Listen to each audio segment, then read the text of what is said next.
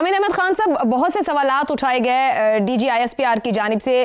صوبائی حکومت کے بیانیے کو چیلنج کرتے ہوئے. یہ بھی کہا گیا کہ کیا سوات جیسے خون ریز ماضی کو یاد دلایا انہوں نے کہ کیا حالات صورتحال بنی اور پھر کس طریقے سے سارٹ آؤٹ ہوا. یہ ایک انتباہ ہے یاد دلانا یا آنے والے کسی خطرے کی واضح نشاندہی؟ عائشہ، اگر تو یہ پچھلے سال دسمبر میں اتنی لمبی پریس کانفرنس اور انہی نکات کے اوپر ہوئی ہوتی تو شاید میں اسے محض ایک تجزیہ سمجھتا یا سال کیسے گزرا اس کا ایک احاطہ سمجھتا. لیکن جب سال کے شروع میں اس طرح کی باتیں ہوں، اس لہجے کے اندر ہوں اور اتنی تفصیل میں ہوں تو میرا خیال ہے وہ کسی ارادے کی نشاندہی کرتا ہے. اب وہ ارادہ بھی انہوں نے کوئی ڈھکا چھپایا نہیں ہے کہ اگر انہوں نے کہا کہ جہاں تک ڈپلومیسی کام کرتی ہے ہم ڈپلومیٹک چینلز پرسو کریں گے، لیکن جہاں ہمیں طاقت کا استعمال کرنا پڑے ہم بالکل نہیں چوکیں گے اور ہم طاقت کا استعمال کریں گے. سو ارادے میں بھی کوئی شک نہیں ہے. آئی تھنک کہ جو ایک پرابلم میں نے یہ جتنی بھی سنی ہے، میرے ذہن میں ایک پرابلم جو آئیڈینٹیفائی ہوئی ہے وہ یہ ہے کہ جو بھی اگلا قدم، جو بھی فیصلہ ہوگا اس کی اونرشپ کون لے گا. کیا وہ پاکستان کی وفاقی حکومت، جن کا بار بار انہوں نے ذکر کیا، انہوں نے آئین کے اس شق کا بھی حوالہ دیا جس کے تحت وفاقی حکومت فوج کو اپنی مدد کے لیے بلا سکتی ہے، تو کیا وفاقی حکومت اس چیز کی اونرشپ لے گی کہ اگر کے پی کی میں جو حکمران جماعت ہے وہ اپنی ایک انتہائی محدود سیاست کے اندر اس قدر دھنس چکی ہے کہ اس کو پاکستان نظر آنا شاید بند ہو گیا ہے، شاید ان کی نگاہ صرف اڈیالہ تک محدود ہو گئی ہوئی ہے،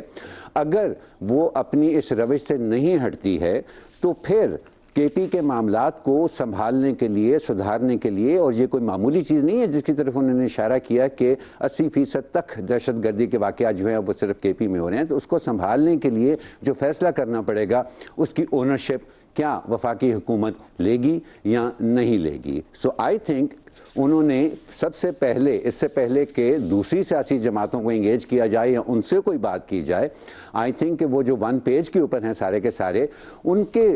لیے یہ ڈیبیٹ کھول دی ہے کہ کیا آپ مشکل فیصلوں کی اونرشپ لینے کو تیار ہیں، اور اگر ہیں تو ہم نے اپنی طرف سے واضح کر دیا ہے کہ ہم تو اس رستے پر چلنے کو، اگر ہمیں اور کوئی راستہ نہیں نظر آیا تو ہم تو تیار ہیں. So I think it was a very very significant press conference. Aamir صاحب، اس کے اندر کچھ الفاظ کا استعمال بھی، جیسے میں اوپر بات کر رہی تھی، پولیٹیکل کرمنل ٹیرر نیکسس، سب کچھ ملا کر مکمل طور پر باندھ دیا جائے، جیسے کہا جائے وہاں کی حکومت کو یا اس کے بیانیے کو. کیا صوبائی حکومت کی طرف بھی کوئی ذمہ داری یہاں بنے گی کہ وہ دہشت گردوں کے خلاف کارروائی کو فرنٹ سے ریاست کے ساتھ کھڑے ہوں، یا پھر ان کا یہ مفاہمت کا تاثر دینا صرف اپنے سیاسی بیانیے کو بچانے کی کوشش ہے؟ نہیں، دیکھیے عائشہ، یہ تو ایک بڑی obvious سی چیز ہے نا کہ وہ کہتے ہیں نا کہ ظلم کو دیکھ کر خاموش ہونے والا بھی ظالم کا ساتھی ہی کہلاتا ہے. سو یہ نہیں ہو سکتا کہ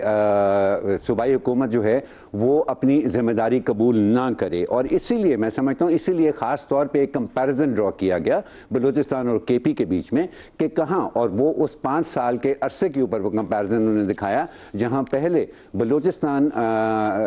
دہشت گردی کے واقعات میں سر فہرست تھا اور خیبر پختونخوا اس سے پیچھے تھا. لیکن کیا ہوا ان 5 سالوں کے عرصے کے اندر کہ خیبر پختونخوا کہیں آگے چلا گیا، ان کی 50% کے آس پاس آگے وہاں پہ دہشت گردی کے واقعات بلوچستان، جو کہ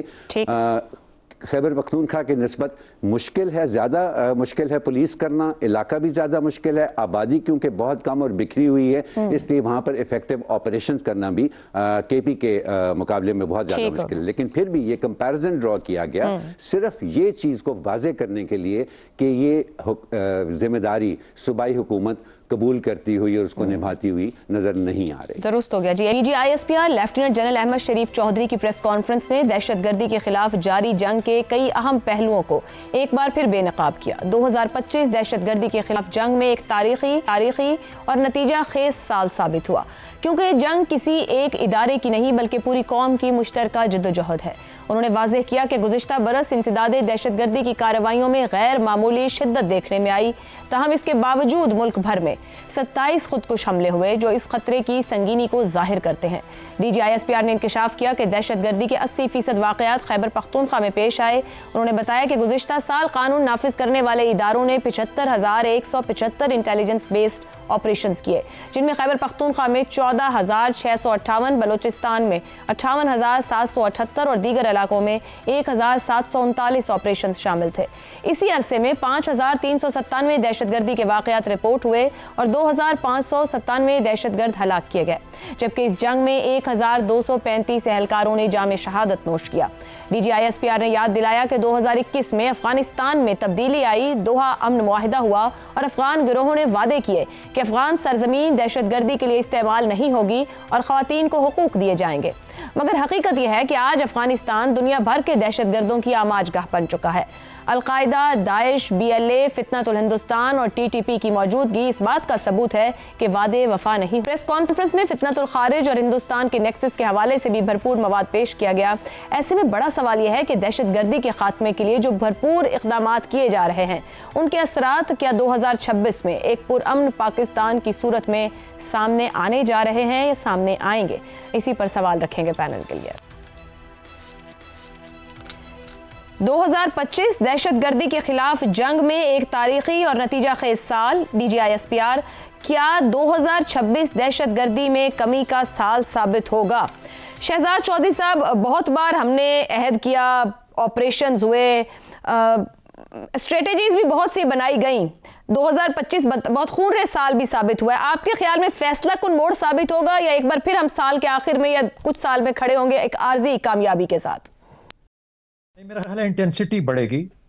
اس کے اندر شدت آئے گی۔ میں دہشت گردی کی بات نہیں کر رہا، میں جنگ کی بات کر رہا ہوں۔ دہشت گردی اور اس کے خلاف جنگ کے اندر شدت ضرور آئے گی، لیکن اس سے پہلے چھوٹی سی بات میں کہہ دوں، آپ نے بار بار پولیٹکس اور کرائم اور ٹیرر کے نیکسس کا ذکر کیا۔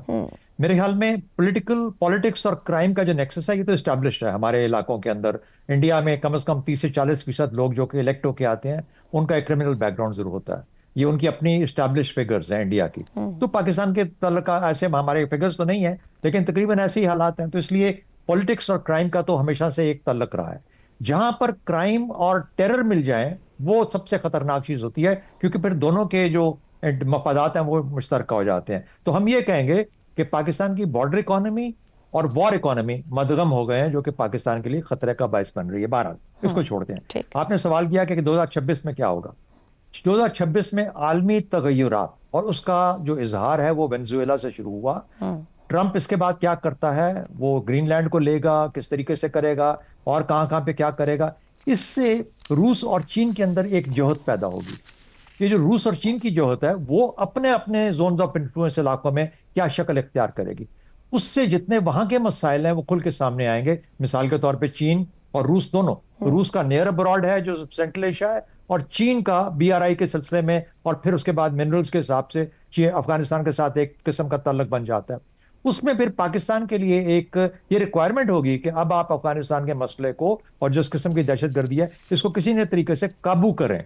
تاکہ یہ جو مقابلہ شروع ہوا ہے عالمی لیول کے اوپر امریکہ، چین اور روس کے بیچ میں، اس کو کس طریقے سے یہ جو دوسرے دو ممالک ہیں روس اور چین فائدہ حاصل کر سکتے ہیں۔ تو پاکستان کی اپنی جنگ تو ہے ہی ہے، لیکن عالمی روش کس رستے پہ چلے گی، اس کے